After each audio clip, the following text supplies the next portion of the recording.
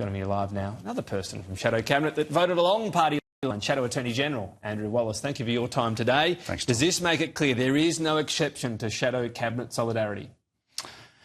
Well, Tom, Shadow Cabinet solidarity is an important convention in a Westminster form style of government. It's one that has stood the time of centuries of Westminster parliamentary democracy.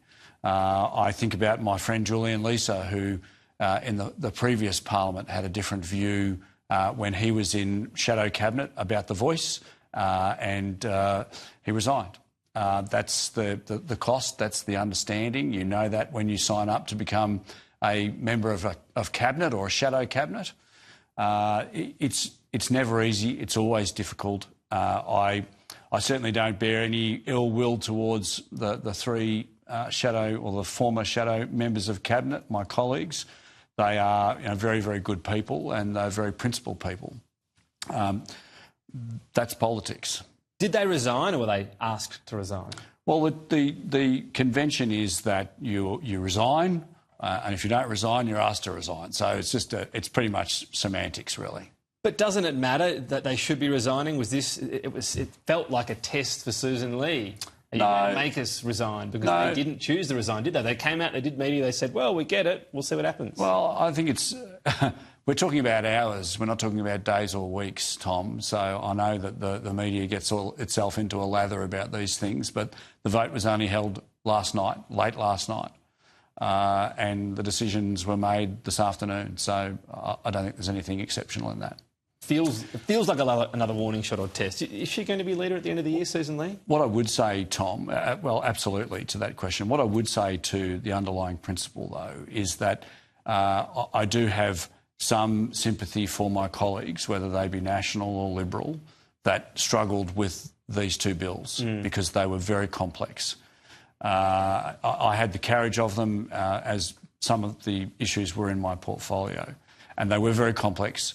But the way that the government had gone about this, providing a draft bill at that stage when it was first provided to us, with 8 days' notice before we resumed back to Parliament, engaging the PJCIS in what could only be described as a sham inquiry. More than 7,000 submissions were made to that inquiry with people who were largely very unhappy with the terms of the bill. There was a lot of things that were wrong with it, but Shadow Cabinet agreed if we could get certain amendments to the bill to improve the bill, and that's what we were able to do. Yeah. We were able to improve the bill. So the rush nature of it, could that have given extenuating circumstances? Do you feel as though if the situation was so rushed that the people who abstained or crossed the floor were given a pass out, that would have made sense this time around? Well, the problem, of course, with that approach is that once you kick that door open, and that's potentially the thin edge of the wedge, and then once you start playing with the principle of cabinet solidarity, then it's a slippery slope. It's a slippery slope. All right. One Liberal Party, a couple I spoke to said that the party room meeting on this didn't actually go through and thrash out the legislation. Could that have helped ventilate some issues? Well, the Liberal Party certainly did. And it did. So in the party room, it went through the specific... The party room went through the bills because I was there, I presented. Not that I'm about to go through any great detail. Was there open debate on it, or was it just... Look, I'm not going to go into any great detail, as you know, what goes on in the party room. We went through our normal processes in the Liberal Party. So to say it wasn't properly ventilated, you disagree with that? I also briefed the National Party room. So, I spent probably 2 hours with National Party colleagues. And I have always been open and willing to talk about the bills. Do you have misgivings about them still? Was this passed and you're sort of thinking, I wonder how this ends up? These bills, certainly the gun law reforms... I'll get to that later, but on the hate speech element that you did help pass... They are not perfect. I would be the first person to accept that. This bill is not perfect. Well, now, when it gets signed off by the GG, it'll become an act. But it is an imperfect bill. The process by which the government conducted itself in the manner, the politicised manner of trying to put a wedge between the members of the National Party and the Liberal Party. This is Anthony Albanese in his usual form, always looking for the political outcome rather than what's right for the nation. So the bills themselves, I mean, the hate speech law, what's an example of something that meets this criteria, criminalises it, in your view, that wouldn't have done so before? Well, there is clearly aggravating circumstances for a person to try and groom a minor. There are aggravating circumstances in relation to a faith leader also expressing or trying to threaten violence or advocating violence. There are a number of aggravating circumstances in Part 1. They're relatively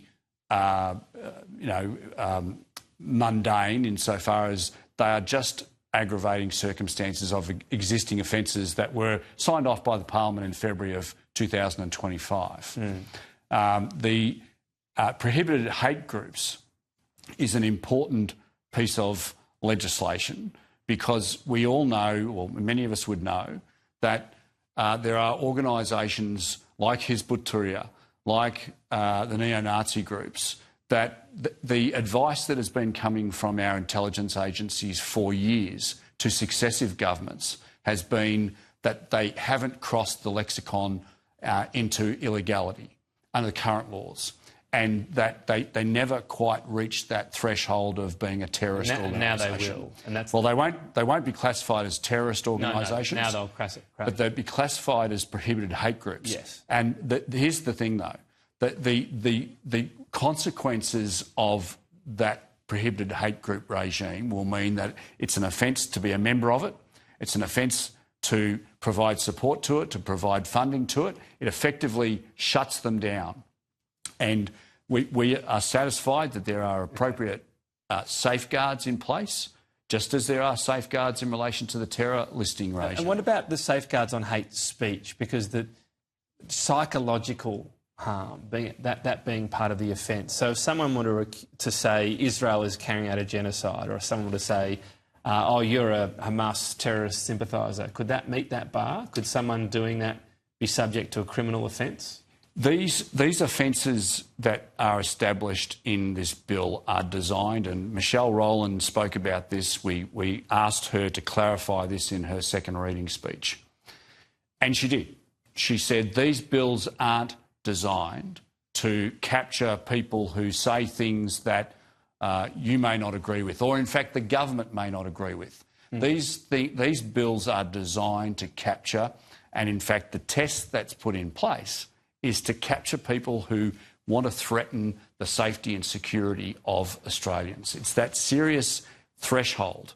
It's not. But it can be designed to capture then what actually captures. And you know, the UK passed legislation around hate speech recently. They have 12,000 arrested. This is nothing like that. You believe this is a much higher bar? This is nothing like that. And that's why we convinced the Attorney General to provide some explanatory comments in her second reading speech. And do you keep an eye on this, that if that's the way, you talked about the design, but if that's how it's implemented, then you'd be saying we need to change this. This is a higher bar than a lot of those arrests we've seen in the UK, for example. Absolutely, and we have got measures in place to ensure that these bills or these laws will be reviewed by the Parliamentary Joint Committee on Intelligence and Security and the Senate Constitutional We won't see thousands Committee. of people a year arrested in Australia on this. We'd better not, Tom. Unless they're advocating violence, and in which case, if they're advocating violence, then they deserve to be arrested. Gun law changes, specific reasons Coalition did not support them? What Absolutely, yeah. Look, when the Prime Minister stood up and conflated the issue of gun law reform, with Bondi, our phones and emails lit up. Australians did not accept. They saw the red herring that the Prime Minister was trying to throw out there, because he said, I'm going to introduce a John Howard-style buyback scheme. Big difference. John Howard introduced a buyback scheme which provided fair market value for people with the weapons that were caught by the then scheme in 1996. So it's a money issue, not a policy issue?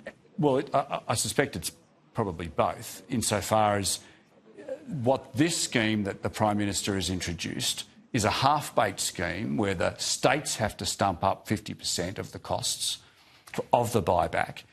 The costs that are, or the compensation that are paid to the people surrendering firearms are not on a So it's a fair money market thing, not value. a policy element. Well, Would it be of benefit if these guns are removed, but you think the money's not up there from the federal government? Well, no, it's very much a principal issue as well.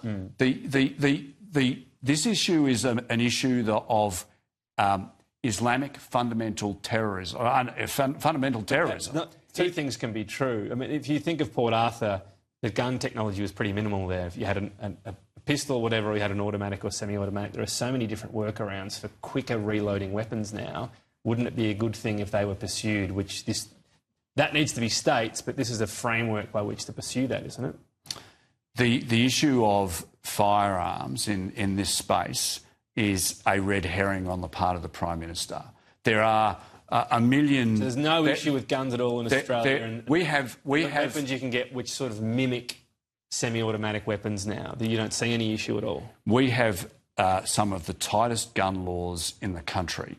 They're being gone. Experts say that they were tight then, but there are workarounds now. Different types of technology. Tom, how many people die in Australia from gunshot wounds? Many, many more people are killed by the use of knives and blunt force weapons, machetes and things like that. We have a knife problem in this country. We don't have a gun problem in this country. And quite frankly, more than 1 million lawful, law-abiding Australian citizens are being made to be the patsy for this, and they don't want to cop this. They are law-abiding Australians. They've done nothing wrong, and we've had 2 Islamic extremists who have committed the most heinous acts, and the Prime Minister wants 1 million Australians to suffer as a result of that. Well, we're not prepared to accept that. We weren't prepared to agree to it. Particularly on the... Okay. And there was the whole basis... What we haven't spoken about is the compensation for businesses. John Howard compensated businesses that were going to go out of business as a result of the buyback scheme. In 1996, there's no mention of compensating businesses under the Prime Minister's scheme. Info sharing from intelligence agencies could have stopped these terrorists having the type of weapons they had, which were beyond a standard weapon. They were able to fire them more rapidly. Do you agree with that? I don't, no. The propositions you're putting to me, and I think you might be confusing 2 different things. The issue around information sharing is around the individual rather than a particular weapon. So no, that's what I'm saying. I'm not saying that this person wouldn't have been able to get a gun licence necessarily, depending on what some of that information shared. Well, there's 2 different issues here. The individual that held the gun licence was, as I understand it, not an Australian citizen. Yeah, and that's one aspect. But there's also the intelligence sharing as well. There needs to be... We accepted that there needs to be a better information sharing. There needs to be a national register. We accepted all of that. Okay. And we tried to negotiate that, but at the end of the day, the Prime Minister went to the Greens and did his deal with the Greens. Got to leave it there. Andrew Wallace, appreciate your time today. Thank you. Thanks, Tom. Authorised by Andrew Wallace, LNP, Boccarina, Queensland.